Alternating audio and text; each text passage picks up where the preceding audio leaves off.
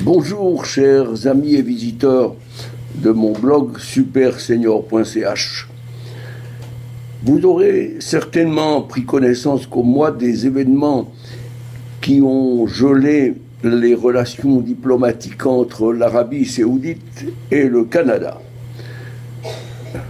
Évidemment, cela paraît très curieux quand on connaît l'empressement pro-musulman, pro-islam qu'affichait M. Trudeau, Premier ministre du Canada. Ce cher monsieur ne devait probablement pas connaître les règles appliquées par l'Arabie saoudite envers les étrangers de passage chez lui. Je vais donc vous en lire quelques-unes, et si M. Trudeau avait pris la peine de les lire, il aurait su que ces gens-là sont plus que chatouilleux. Les règles, vous les trouverez sur mon blog, au bas de ce petit document. Nouvelles règles d'immigration en Arabie saoudite et aux Émirats arabes unis. Elle date du 12 janvier 2012.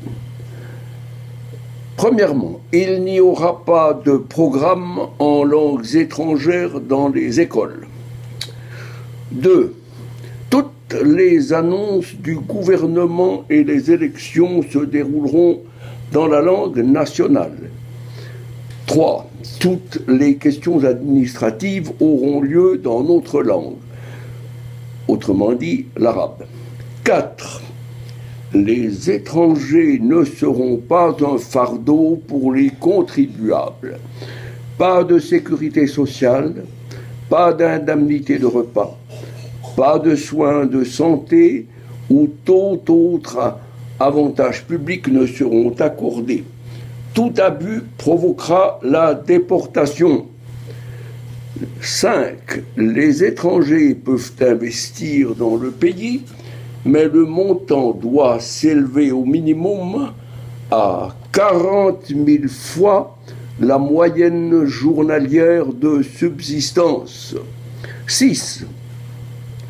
Si les étrangers achètent de l'immobilier, les possibilités sont limitées.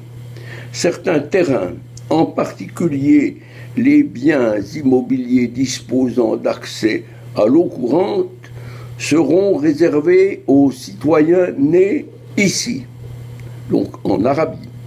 7. Les étrangers ne peuvent pas protester chez nous.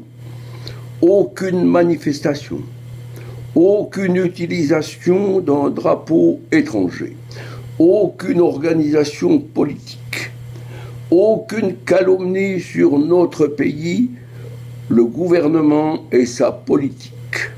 Toute violation conduira à la déportation.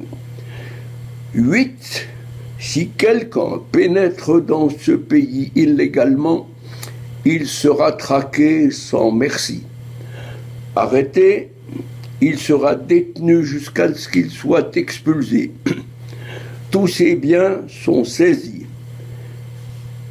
Ces règles s'appliquent en Arabie saoudite et dans les Émirats arabes unis. Je vous laisse réfléchir et comparer avec ce que fait l'Europe envers les migrants et les faux migrants qui sont en réalité des soldats d'Allah venus pour conquérir notre continent qui, comme tétanisés, ne semble pas mesurer l'ampleur de l'immigration et de l'invasion que nous devons subir. Je vous souhaite néanmoins une bonne soirée et vous donne rendez-vous à un prochain document sur ce blog. Bonsoir.